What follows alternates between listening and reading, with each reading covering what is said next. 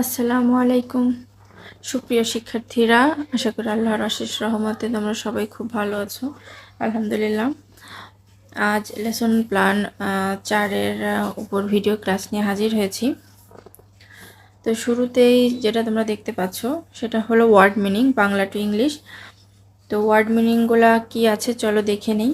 শুরুতেই আছে রাতের খাবার, ইংলিশ ডিনার, পছন্দ করা ইংলিশ লাইক, যাওয়া ইংলিশ গো, সন্ধ্যা ইংলিশ ইভিনিং, বিকাল ইংলিশ আফটারনুন, কিভাবে কেমন করে ইংলিশ হাউ, ব্যবহার করা ইংলিশ ইউজ, কাটা ইংলিশ কাট, নক ইংলিশ নেইল। তো এখানে বাংলা থেকে ইংরেজি করা হয়েছে। তোমাদের আশা করি যে যদি ইংরেজি থেকে বাংলা করতে দেয় সেটাও তোমরা পারবে। এগুলা তোমাদের অনেক আগেই পড়া আছে, ম্যাক্সিমামই তোমাদের আসলে এগুলা জানা। নেক্সট যেটা আছে সেটা হলো মেক সেন্টেন্স। 2 নাম্বার দেখতে পাচ্ছ মেক সেন্টেন্স আছে। Make sentence with the following words. নিচে কিছু ওয়ার্ড দেওয়া আছে। কি কি ওয়ার্ড দেওয়া আছে? লাইক, উইক, স্টাডি, খাট, village, city, town, today.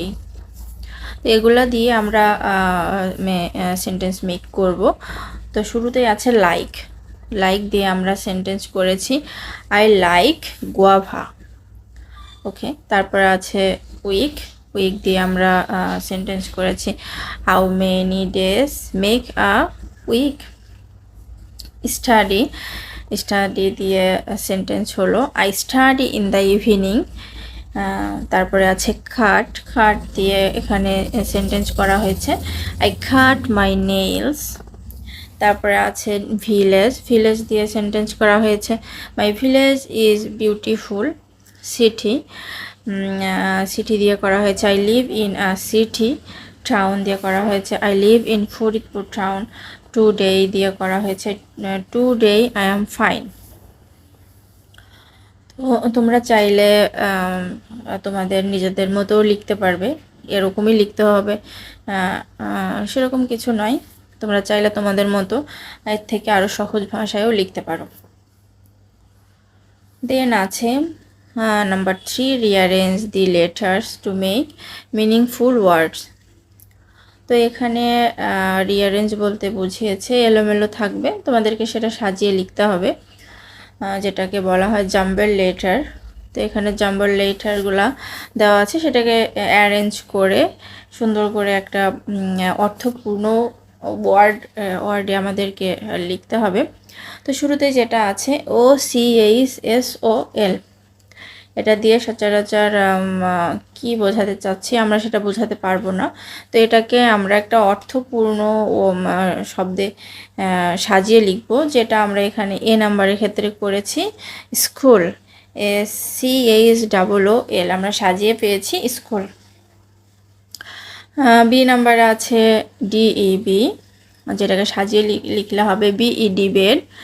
C নাম্বারে আছে TEHTE, যেটাকে সাজিয়ে লিখলে হবে TEETH। নেক্সট আছে ডি, EDRA, যেটাকে সাজিয়ে লিখলে হবে READ। নেক্সট আছে CHETEAR, এটাকে সাজিয়ে লিখলে হবে TEACHER। দেন আছে এফ নাম্বার AANBAN, এটাকে সাজিয়ে লিখলে হবে বানানা BANANA। জি নাম্বারে আছে GENARO, এটাকে সাজিয়ে লিখলে হবে ORANGE অরেঞ্জ। আশা করি এটা তোমরা বুঝতে পেরেছ। দেন আমাদের আছে কিডস স্পোকেন ইংলিশ। তোমাদের কাছে কিডস স্পোকেন ইংলিশের বই আছে, এটা 91 নাম্বার পেজে তোমাদের এই টপিক্সটা আছে যে কারো সম্পর্কে জিজ্ঞাসা করতে আসলে আমরা কিভাবে কথা বলি, কি কি বিষয়ে আমরা প্রশ্ন করি, কি কি বিষয়ে জানতে চাই, তো সেগুলো এখানে আছে মূলত। শুরুতেই আছে হাউ আর ইউ, তুমি কেমন আছো। হাউ ইজ ইট গোয়িং, এটা কেমন চলছে। ইজ এভরিথিং ওকে, সব কিছু কি ঠিক আছে। Can you give me a hand, তুমি কি আমাকে সাহায্য করতে পারো। হাউ আর ইউ ফিলিং, তুমি কেমন অনুভব করছো। I hope everything is okay, আমার আশা সব কিছুই ঠিক আছে। হাউ হ্যাভ ইউ বিন, তুমি কেমন ছিলে? হোয়াটস দি ম্যাটার, ব্যাপার কি? How is your family member, তোমার পরিবারের সদস্যরা কেমন আছে? What do you do in your free time, তোমার অবসর সময়ে তুমি কি করো?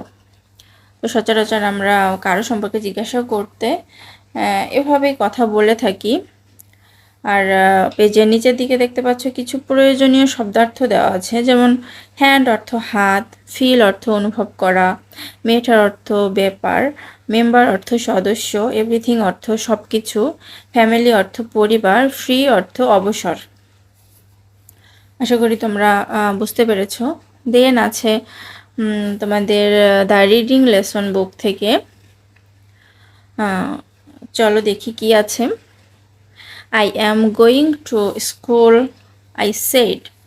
The flower is so beautiful, I told her. Open the door, he said. Children are playing. Family is at the table. Listen to me, please. It is a small world, said the woman. Because I go to school, I always come home at 2. Take off your shoes. The woman is holding flowers. He is swimming. আশা করি তোমরা বুঝতে পেরেছো। আজ এ পর্যন্তই। সবাই ভালো থেকো। আসসালামু আলাইকুম।